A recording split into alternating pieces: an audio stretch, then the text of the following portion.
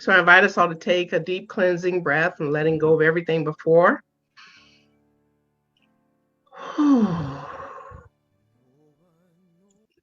Mother love, Father peace, how wonderful it is to bask in the light of this love, of this wisdom, the Sophia wisdom, the beautiful, bountiful, healing presence of Black Madonna.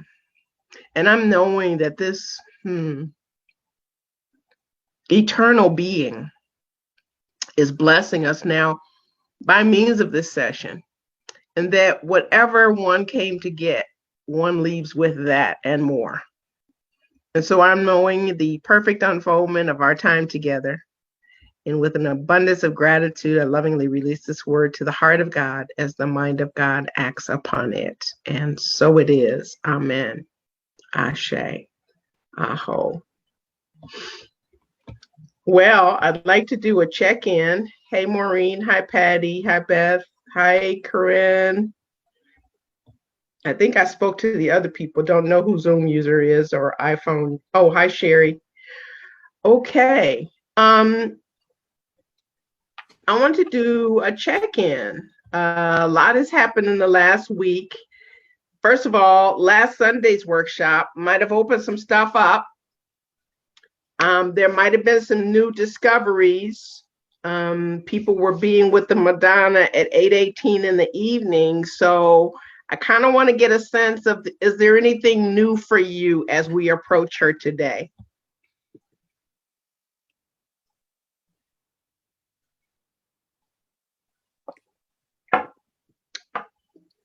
I was at a conference this week, and that was about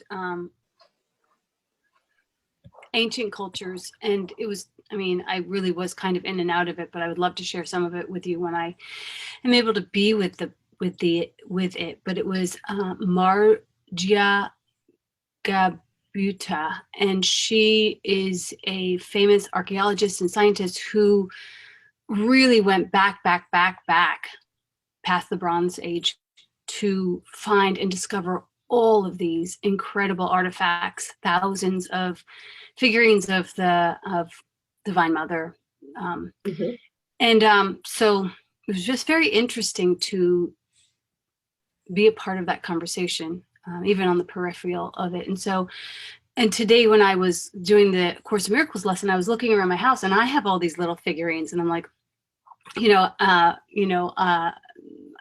my thoughts are connected with the universal thoughts of how we celebrate our mythology without even knowing it, So that's what came up for me. Yeah, I think a part of you is always knowing it, but that's another topic, perhaps for another time. Welcome, Stephanie. Welcome, Michelle. So today, does anyone else, Corinne, anything up for you? Or Corrine, anything up for you? I know you've been participating in the 8:18 evening Madonnas. Anything since we last met that has been a discovery for you? Well, not a discovery, but I guess on a bigger awareness of more ways in which thoughts that are assaulting, or or that feel like an assault, or that feel like a weakness, or whatever those are, and by noticing them, just staying with them instead of judging or anything like that. And yeah, so I've been spending some time quietly just allowing those things. And I had a beautiful day on Friday, which was an unexpected visit that we were invited to with some old friends, and I felt very nurtured, because I guess all that preparation of just being quiet and non-judgmental with myself or whatever probably prepared me to just really just allow it to be and take it in, and it was really beautiful. So I got assault, but I got nurturing as well. So thank you. That's it. I think Corinne had her hand up too. It's always available. It's always available. One thing that one thing, Reverend Celeste, that you really opened up for me last week, I was confused, like, Mother Mary, the Black Madonna, Isis, like who came first? Like, and you saying that they're all aspects of the Black Madonna, the universal mother, which is, it really clicked for me. And I've been studying A Course in Miracles for a long time. And one of the things that I didn't share last week that I've been getting this very strong sense of, I hand things over to the Holy Spirit or Jesus. With the Black Madonna, I get this sense that she is the container for all of this, like the whole dream. Does that feel accurate? Because I'm getting goosebumps. Yes. Like, I don't feel moved to give. I know I could give things to her, but it's more like I can be held by her. I can rest. Does that make sense? Yes, absolutely. Absolutely. And that's perfect because we're going to be getting into that today. We're also going to be getting into some ancient stuff today. Most of my focus today is going to be between Magdalene and Isis, but maybe a few other characters will pop in, like the Queen of Sheba and some other aspects of Black Madonna. But yeah, we're gonna cover it, and I'm gonna be a little more talky today, but I'm gonna take breaks in between to check in. And it would really be great if everybody would write in the chat and make some notes, because you may get a lot of stuff that is either new or that invites new questions. All right. Can I say something really quickly, Reverend Celeste? Okay, who's that? It's Mia, but it's showing up as my sister. I'm on my sister's computer. And so anyway, I was gonna say that, you all were sharing maybe some breakthroughs. I came in a little bit late, but just breakthroughs since the last meeting. And I have to say that currently I'm in an MFA program. I have an MA, but I'm not really, I was looking for something else. I'm not really satisfied with what I'm doing right now. So I decided to get into this MFA program. And I've been racking my brain about what my creative, my dissertation is going to be, my creative work. And I have to say that, after the meditation and like throughout the days that followed, I was actually going to write you, Reverend Celeste, but I didn't do it. But after the days that followed, I had an epiphany about what I want my creative work to be. And I feel like it had to do with, that meditation, right? And how it just opened up my mind to, what things that I can do or what I can bring to, the table in terms of, my dissertation. So I just wanted to share that I got some really good creative hits. And so I'm excited about that. Wonderful, wonderful. I love it. I love it. She is creativity. That's who she is.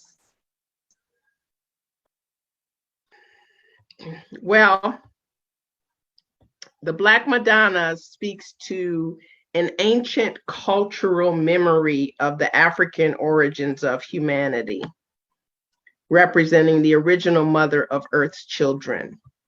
So it's a memory that people all over the world carry.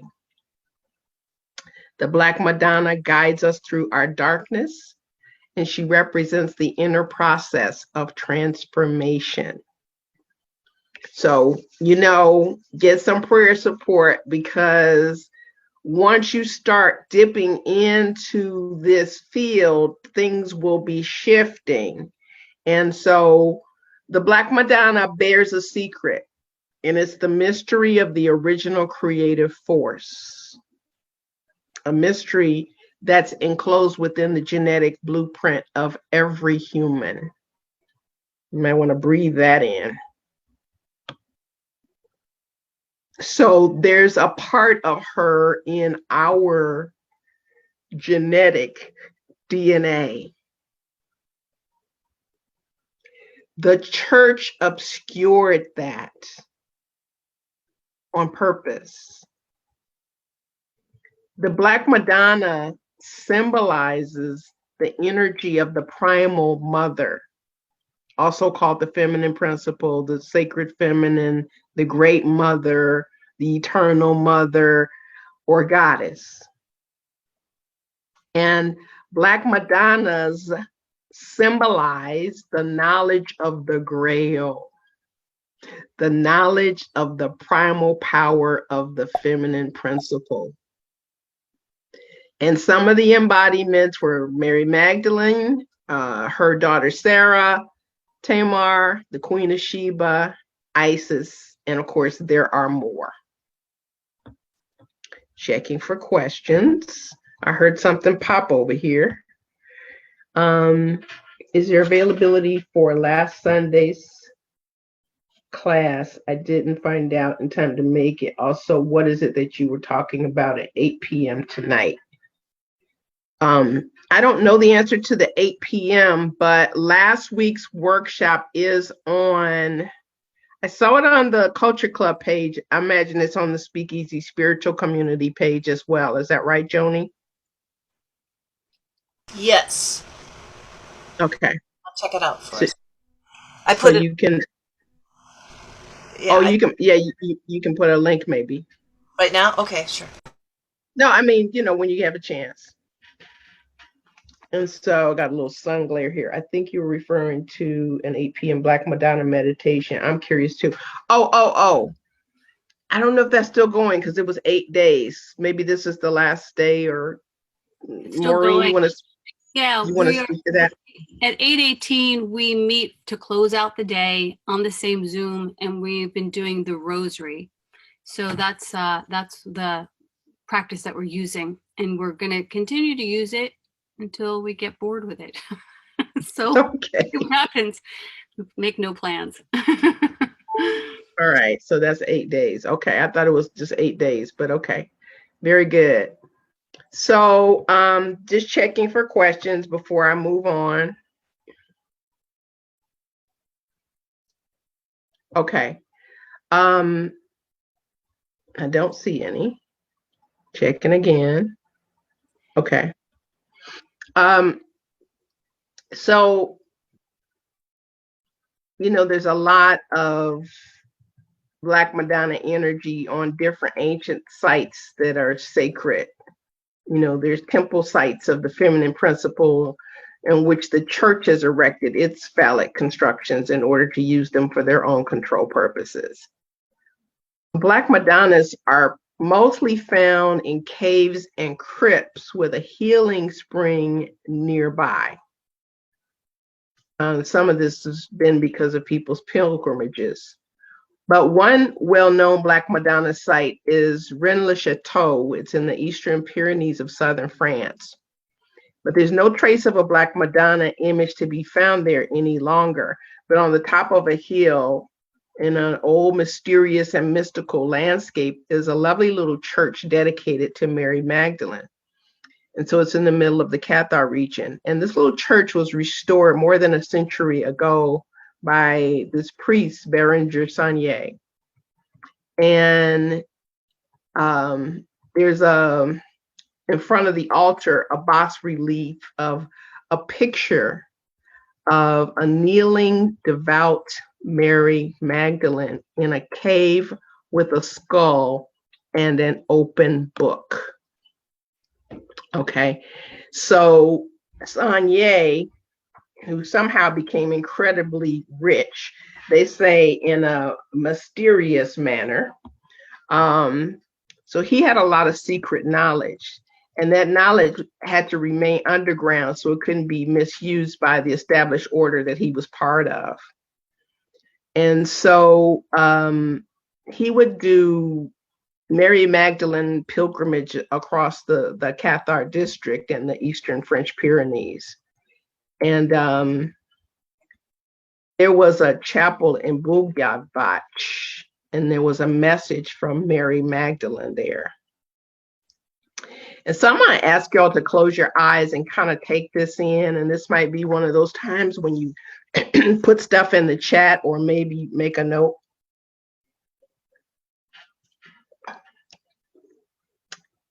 Here's what Mary Magdalene said.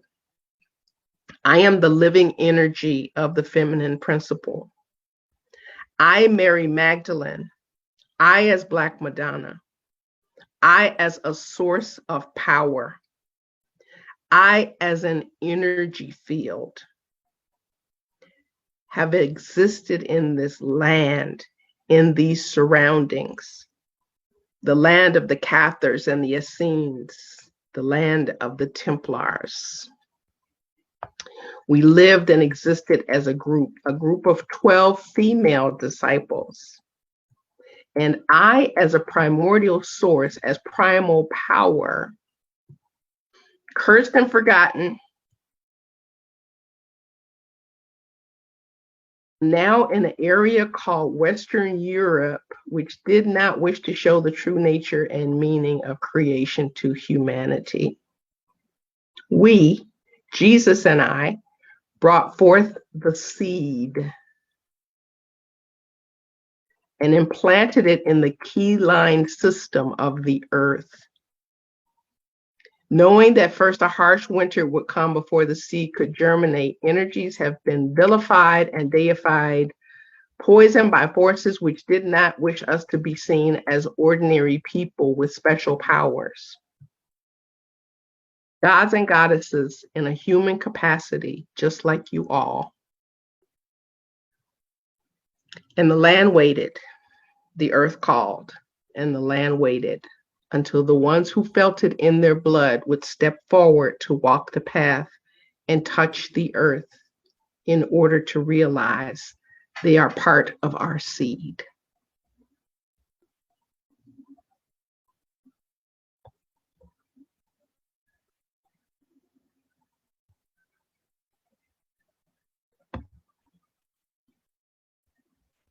Okay.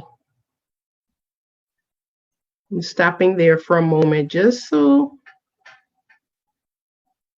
I can allow for anything that might have come up. Might have brought up questions, might have brought up concerns, might have brought up, I don't know.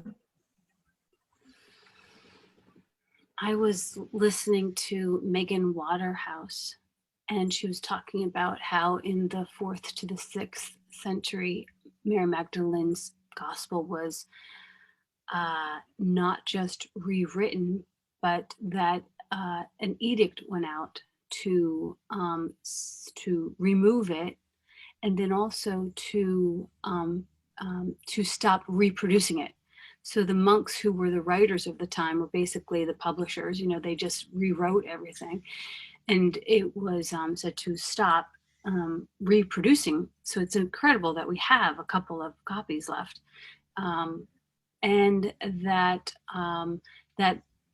I don't remember which pope it was, but he basically decided to rewrite the whole story of Mary Magdalene and to say that those who are faithful will refer to her as the penitent prostitute. And it's just so interesting to see like old school slut shaming. I mean, I know it's obvious, but it's just to retell that story again because it can't be retold enough until it fills in the groove of the injustice that has been done in regards to how we see ourselves as virgin or whore. Right. And we're going to get into that a little bit deeper too, a little later, but yeah. And we'll go back even further as to some of the origins of that too.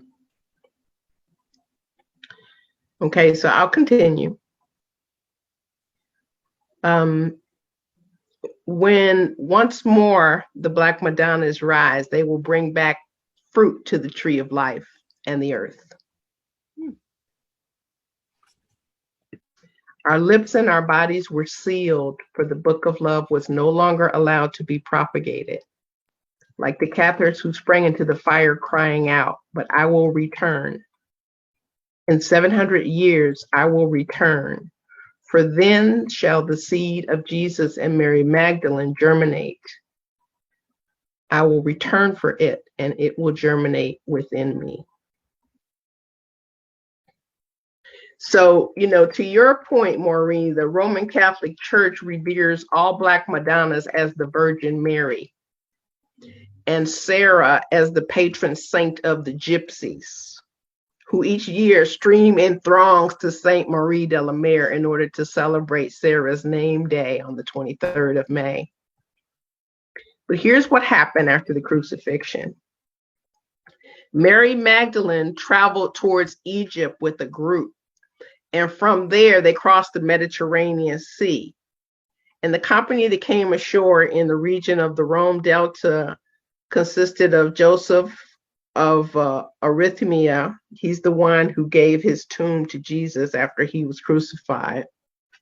3 Marys, including 2 of Jesus's aunts, 1 of his brothers, and 3 children from the union of Mary Magdalene and Jesus and some other people. So the Black Madonna stands for primeval power. She's the first principle of creatrix creator who creates and heals from nothingness, a black hole from the void, which makes it barely understandable by the masculine principle, which is more rational and intellectual. But Sarah, the daughter that we know about, would heal the lame, and she would heal the blind. Sarah stands for passion, zest for life, and responsibility. Sarah is the embodiment of the Black goddess who symbolizes the feminine principle, the divine feminine. So the Black Madonna's voice has never departed. Sarah, the Egyptian, the Black Madonna of Saint Marie de la Mer, her energies never left.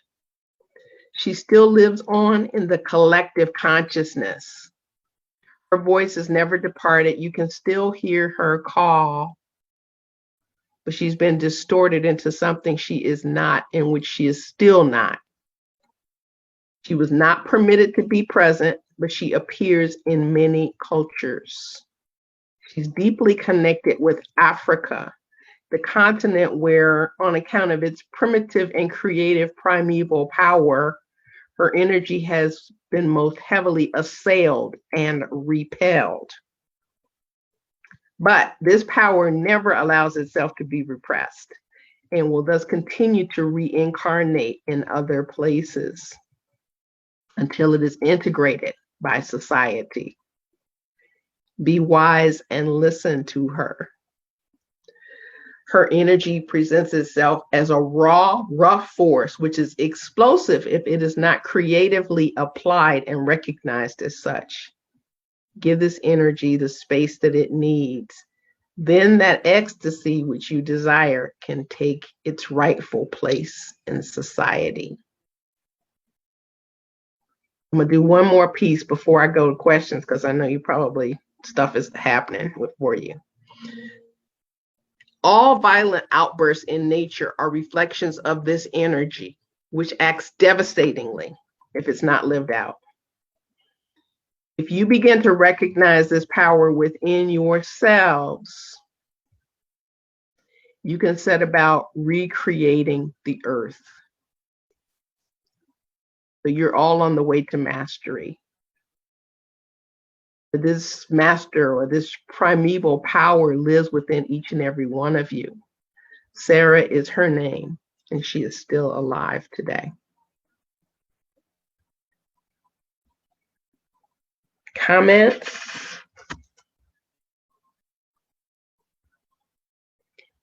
Somebody wants to share the work of archaeomythologist Marija Gimbatas. Okay. That was the woman who dug up all of the figurines. Oh, okay. Got you. Can I share something? Yeah. Yeah. Everything that you said, it's just landing in such a big way for me. And it reminds me of the quote from the Gospel of Thomas. If you bring forth what is within you, what you bring forth will save you. If you do not bring forth what is within you, what you do not bring forth will destroy you. And I felt like you just spoke to that. Yes.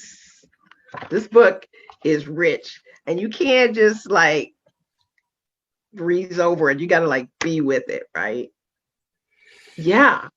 It's like we got all of this power, and we've got to take responsibility for it. It's like we can create our own victimhood, or we can be our own empowerment. It's right here for us, right here, within us. And that's not been the lesson. That's not been the story. That's not been the guidance from our clergy. Certainly not from the Catholic religion. Oh my God, a woman? Are you kidding me? So, and it's not just a woman, because the female energy, and I'll get to this probably toward the end, about the melding of the masculine and the feminine energy. But oh my goodness, they were not about to have Mary Magdalene be, a goddess. What's the title of the book? Which book are you talking about, Mia? Were we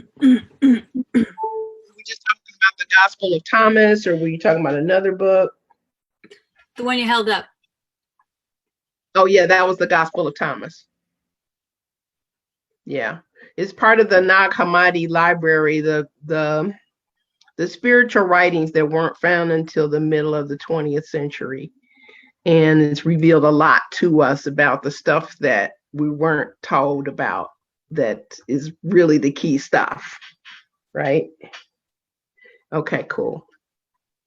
The mythology is so interesting, because I think like we're I don't know, are we taught, or is it ingrained that we're afraid of the dark, and that there's this void that is this divine energy mother, and how weirdly blind, what a blind spot it's been for us to like recognize that she's there all the time.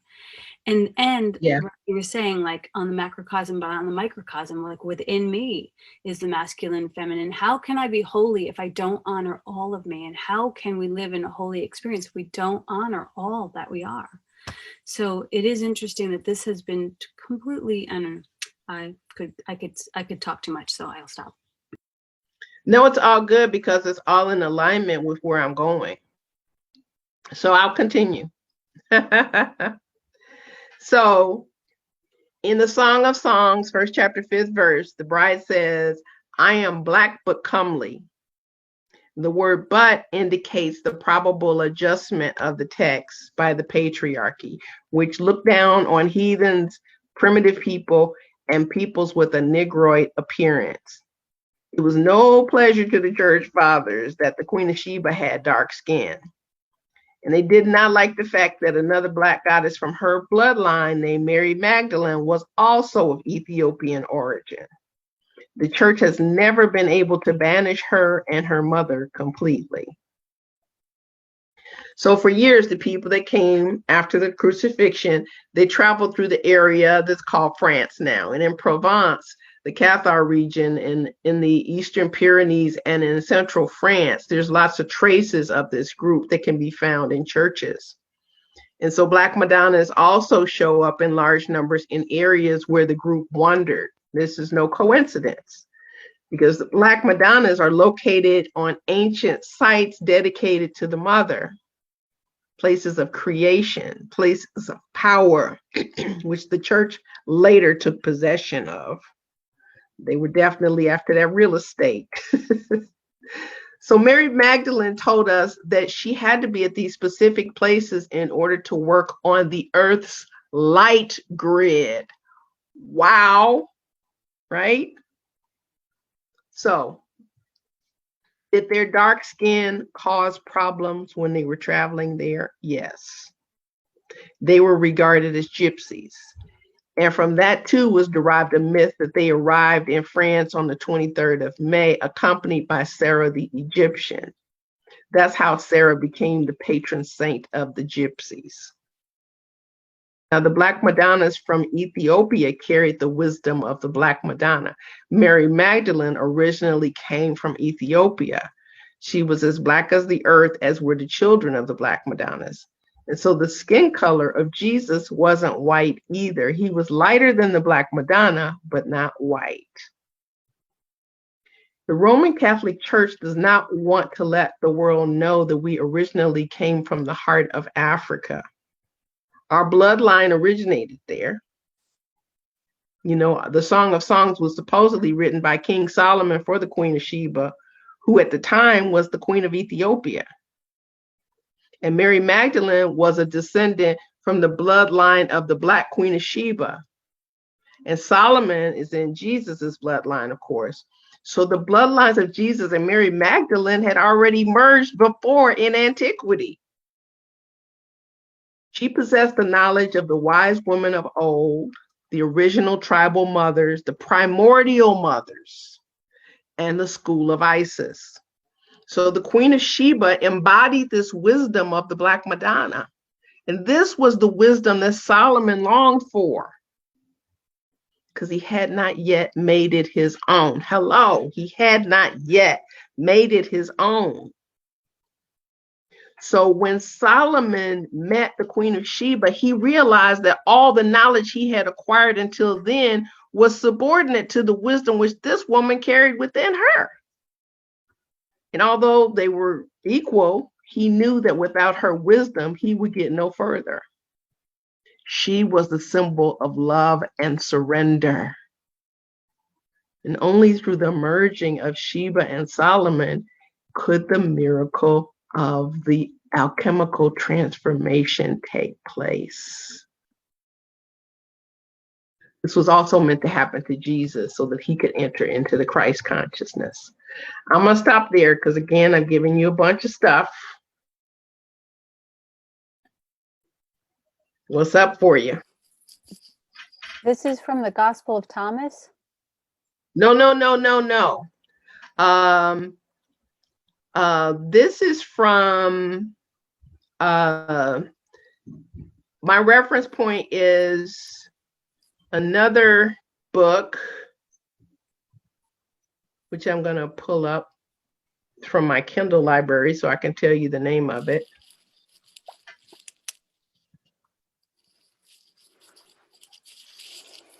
I got to look at my cloud reader. But go ahead and type your questions or your comments in the chat in the meantime. I found it was Pope Gregory in the 6th century. There was the guy that did Thanks, Joni. all the stuff. Yes, that was a Pope Gregory the not so great. so great. Yeah. He reasoned terribly.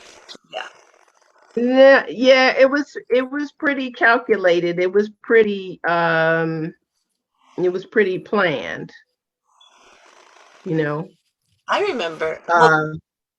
The Catholic Church hasn't been real nice to women ever. So this is from a book called Mystery of the Black Madonna, Tools of Creation. So yeah. It is okay. Interesting that the like blatant whitewashing that has gone on, just like total in spiritual entitlement of, and then for form fathers consciousness. So as our consciousness continues to evolve and grow past the illusions that we've been bought and sold, the now seeing these indigenous children being found through this special like radar that they're using.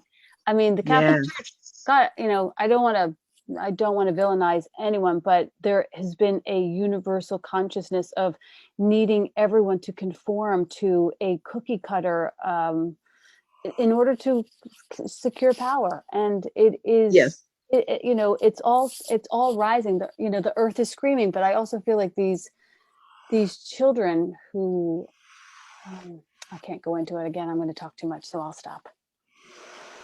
Yeah, I mean, I get it. I mean, when I left the Catholic Church, I came home from college working for the city of Chicago, and working for the mayor's office of manpower, where we would supervise all of these different sites where the kids were in CETA programs. And, the guy that gave me a job was a friend of the family. He said, "Oh, you're a good Catholic girl. I'm going to give you the archdiocese." And I'm like, okay, cool, fine, And, the priests were in violation and they wanted me to look the other way. And that's when I thought, okay, You're supposed to be the people who taught me morality and what's right and what's wrong. And it was after that that I moved away, and not just because of the one. There was just too many inconsistencies that I couldn't just carry and just have that kind of a blind confidence in. And again, I'm not trying to, create something. It's okay, Joni, I'll get into that other stuff. But I want to hear from other people if they have comments. But I'll continue. So in sacred art, Mary Magdalene and Jesus are usually depicted as whites, both in the images and in the doctrine of the church.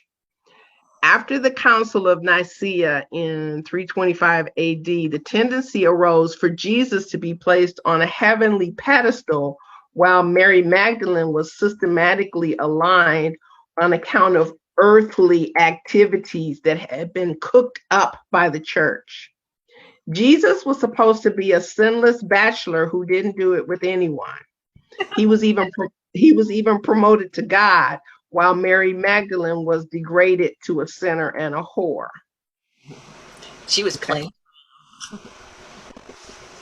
So there are embodiments of the Great Mother, also called the Black Goddess, the Black Madonna, Cosmic Mother, or the Feminine Principle in all cultures of the world.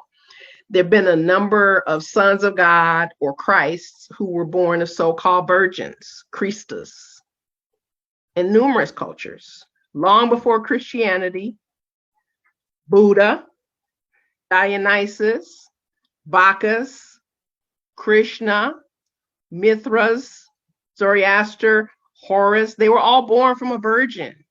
So the word virgin does not mean that these ladies did not make love with their earthly men and thus bore their sons of God unsustained by a male seed.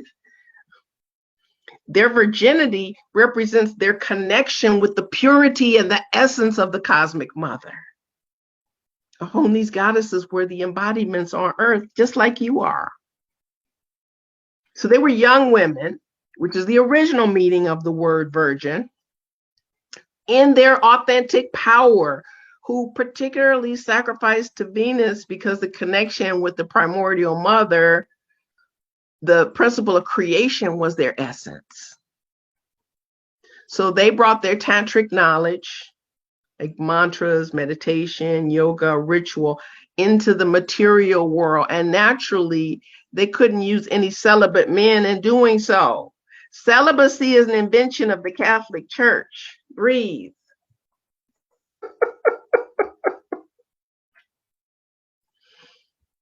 Hello? Anybody home? That was so the priests couldn't pass the properties on to their sons. It was a money reason for doing that. Yeah, but it was also trying to control our thoughts, which would knock down our power. So we didn't know that we had innate power within us to do all manner of things, right? Because, oh no, it's this and this is that, and that's all there is to it. I was asking questions in the second grade because the stuff wasn't sounding right to me. And, they would try to shut me up because I'm like, that's not the God that I know. What are these people talking about? Mm-hmm. Right. And so, you just have to just know and just breathe through whatever kind of unforgiveness might be coming up right now. Yeah. So okay, go ahead. I just wanted to, what I've been working on with the Celebrant program people is the concept of regenerative, and that anything that's good and beautiful and holy is regenerative. Like it regenerates itself. There's more where that came. Like the apple has 1,000 orchards within it. And it's not just that we're here to procreate, but we're here to regenerate. And Mother Nature regenerates. And if we knew that, we really would know everything. Like if we harness that, we would really, we would no longer be at the beck and call of consumerism, materialism, all these other things, because everything that's good, beautiful, and holy regenerates. Right. You remember the image last week of the flowering tree and the virgin in the middle of it? Yes. That was an expression of that, So, yeah. So in order to prevent the regenerative nature of man, we have to demonize sex. We have to. That's the math.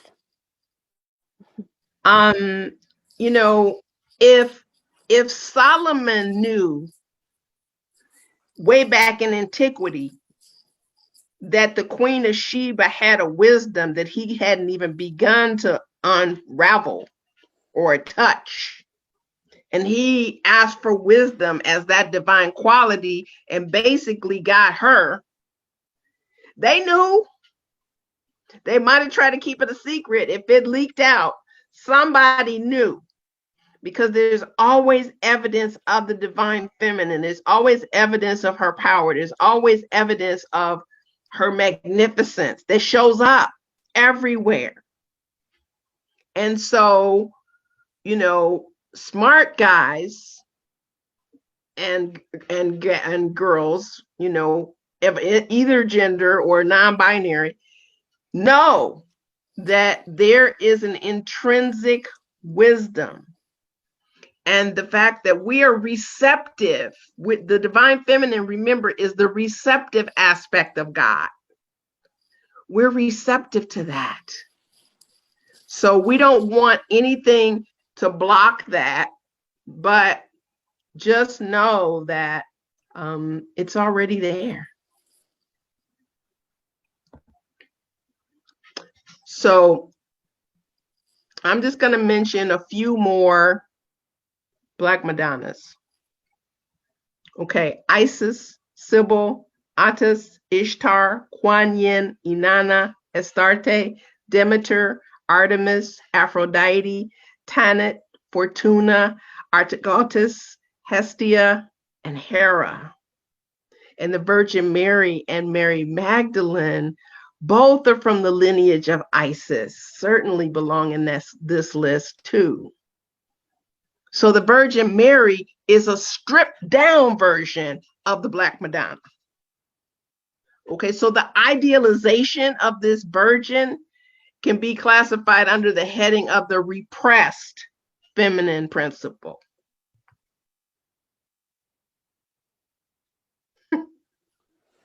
I mean, it's not funny. It's just wild to just be with it, Mm-hmm. So Mia's saying celibacy, did the Catholic Church make it up? Really, over the years, post-Catholic Church school education, I learned that only nuns take vows of celibacy. Well, supposedly priests did too, but we've been hearing about all the molestations they've been doing. That don't sound like celibacy to me. Right? So, I'm going to tell you what to do, but never mind what I'm doing. And it's not about them. It's about reclaiming our power. It's about reclaiming our divinity. It's about reclaiming our intuitive knowledge. It's about reclaiming our wisdom. Okay? But there's been so much that's been underplayed. It's like you got to take the tarp off so you can see what's been hidden all along. So the Black Madonna dates back to the time of wholeness, before even Isis, at the beginning of the ages, before the separation of the male and female principles. Mm-hmm. Okay? So we're going back to Genesis 1. Before then, the Black Madonna was part of this thing before it got separated into male and female concepts, we'll call it, or expressions.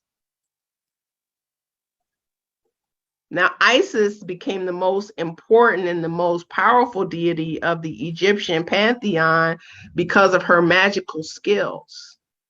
and magic is central to the entire mythology of Isis, more so than any other Egyptian deity. So Thoth, Hermes, Trismegistus, the founder of Egyptian learning, gave to the priests and philosophers of antiquity the secrets which have been preserved to this day in myth and legend. I just found out about the writings of Thoth, Hermes, like 10 years ago or something, right? And this is like the basic spiritual principles, the basis of new thought, the basis of all spirituality, not of religion, but of all spirituality. It's been there all this time, right? We say new thought is based on ancient wisdom. That's what they're talking about, because nobody is still breaking it down. You got to find the right teachers and the right classes to get this information. So Isis was venerated first in Egypt, and she was worshipped by all Egyptians alike. And her influence was so widespread that she became completely syncretic. So all forms of belief began to merge, and they put her first with Demeter, right? So there's a lot. I'm going to stop again for questions and comments.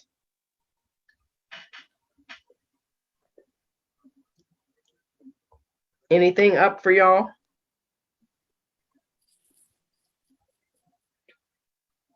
Or a lot, or can you pick one so we can stay in dialogue?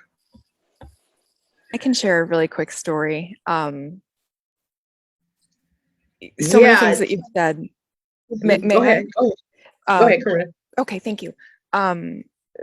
Really quick, just I have a pending uncomfortable thing I have to face. And I've had some physical symptoms manifesting, just mild, silly stuff because of it. And what you've said about reclaiming our power,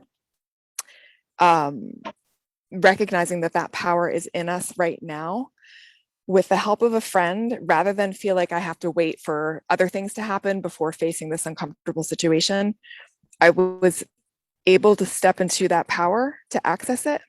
And a chalaison, a scar tissue, big lump that I've had on my eyelid that's been there for 6 weeks, that, you know, my eye doctor had said may or may not go away. The day I stepped into that power, it is nearly gone. And that's after it being unchanged for quite some time. So that just landed with me really deeply when you said that this time now that we're in, this is about reclaiming our power. It's just, I'm so grateful that you're doing this class. Well, yeah, that's why we're in this conversation. I love to hear it, because yeah, we all are able to do this. I mean, just like getting deeper into this whole Madonna conversation has been opening up stuff for me. I mean, it's certainly been, giving me more opportunities and giving me, just open doors, and so this is the real deal. I know, John, you asked, is Isis the first Black Madonna? She's definitely one of the first, but before Isis, before there was male and female, the Black Madonna existed. But the earliest that we've seen in human relics or, evidence of physicality is Isis, yes. Well, heck yeah, it's blowing your mind, Mia. It's blowing all of our minds. What is Jean saying? It is so much to digest. Yeah. Oh, Sherry, were you trying to say something, honey? I don't know. Can you hear me? Yes. Okay, I'm using my phone. I'm not used to doing it on the phone.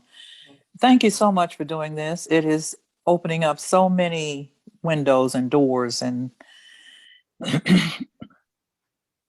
when you say Solomon and Queen of Sheba, then of course I go back to, David being Solomon's father. So that's how it all leads to Jesus. But what it brought out from me is that even though the writers of the Bible tried to hide some things, I never realized they couldn't hide that the women were so receptive to Jesus. Because when I think about Jesus and his entire journey from 30 to 33, women always knew his power. The women were always the one who approached him and asked for healing. You know, the women were always the one who wanted to touch his hem or come to him and say, I know you can save my brother. Come and resurrect him. Women knew what his power was all the time. Women knew, and the Bible was not able to hide that, but I never saw it until today. Yeah, that's the divine feminine. That's the universal feminine. That's the goddess. That's in science of mind principles, it's like the receptive. It's like the creative medium. You receive everything, and then you create from that, right? Right. And you don't judge it. You just accept it and make something out of it. You know, you and they heal never through approached it. him with a question. They never questioned that he could do it. Right. Right down to the woman that touched the hem of his garment. She was not in question. Yes. Yes. Okay. Not only did women know the power in Jesus, but the Catholic Church knew the power in women, the power in LGBTQ, the power in Black people, and that had to be contained. So, I mean, it's all right. Now you're gonna have to do some forgiveness work around the Catholic Church. I can hear it in your voice. Well, that's an ongoing conversation. You're sitting over there pouting. Oh man, since I was a kid, I was like, why can't we be priests? You know, my damn vagina got in the way. I was cock blocked by the Catholic Church. Yes, I am a little angry. Yeah. But look, you did it anyway because divine feminine triumphed and you're the spiritual director of Speakeasy. There's nothing that can keep her down. So pay attention to her energy is the invitation. Pay attention to her power. And I'm going to close us because we're running out of time. I'm just going to do a brief meditation. So I'm just going to invite you to maybe close your eyes and get still. So this is to the Queen of Heaven, also known as Isis, to the heart of Mother. Breathe in and absorb her power in your body and let her speak to you. Feel her vibrations. Feel the vibrations of the land you live in. Heart of the Mother originates from this source, the eternal feminine and the eternal masculine. She's one with the source, with the eternal one. She will no longer be allowed to be used as she has been used for a very long time. Time has come for a new paradigm. Integrity and the law of resonance. Only those who choose the law of resonance will be in the land of the truly living, while others will continue their deep sleep and fight against the changes that are coming.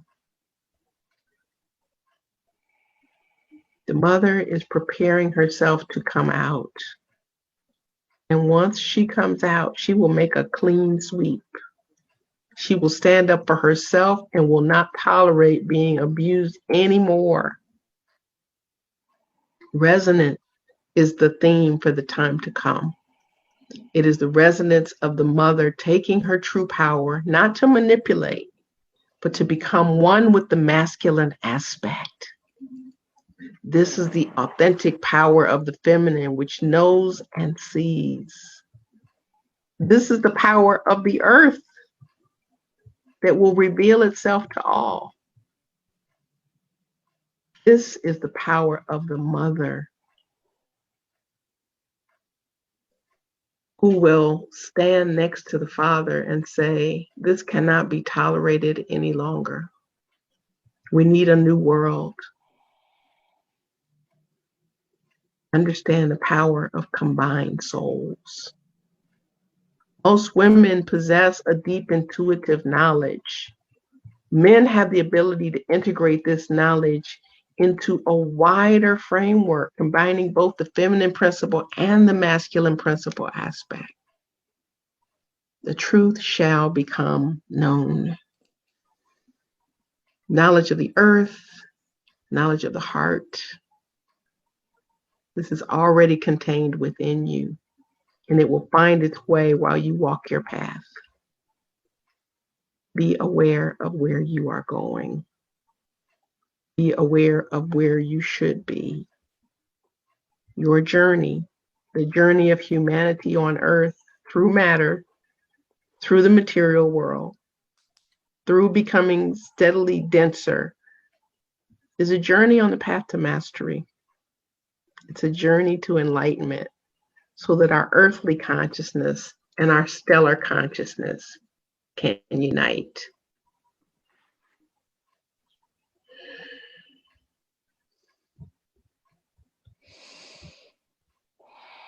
When it's comfortable for you, come on back to the room.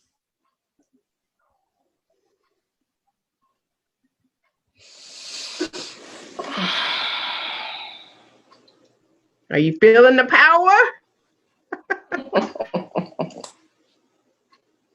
Yes.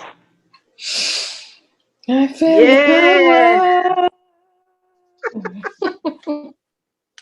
Yeah. Right? Thank you. That was just amazing. I can't believe an hour's gone by. Just like there was no time in that. So thank you. It was an e-ticket for me too. Yeah, if you want to journal about it after we're off, don't lose it. Hold on to it. Harness that power and do what's going to bring you joy and peace and prosper you in every way. Can I share a little something, Reverend? Yeah, go ahead, John. I'm just surprised I'm the only guy here. First off, it's like, well, here's all the men, but I guess since it's the divine feminine, they don't. I was hoping in a lot of ways, but I always have, and I always will. I just wanted to share. This is one of my carvings I made of the Mother Goddess that I made many years ago. And it's just what they used in the ancient times as they worship. Yeah. But I've always been attracted to the feminine. I have a strong feminine side, I guess, but I love the wisdom that women have and their compassion and their givingness of all things that they give. So thank you for that. Make some more of them. We'll probably buy them. Yes, yes, please. All right. So keep on healing, keep on feeling. Go ahead. Who's that? Beth Gordon. That's me, Beth. Hey, Beth. Hey. Hi. I just want to thank you. It was just delicious, every bit of it. And just very nourishing. And I can just feel the real access to power. And it's not about women so much as it is just, this is the real source of power. It's just, and it's so beautiful. And you presented it so beautifully. And I just want to thank you. And, I know we're out of time, but I have a story about a trip to the Vatican that corroborates everything that you said, Okay. So, if anybody wants to stick around, you can share it. Go ahead. Okay.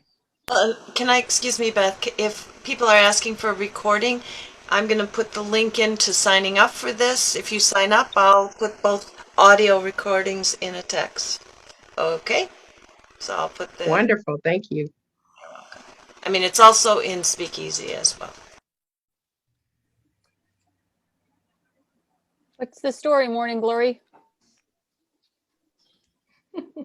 Okay. A few Hey, years Beth. back, I went, can you hear me? Yes. Yes. Okay.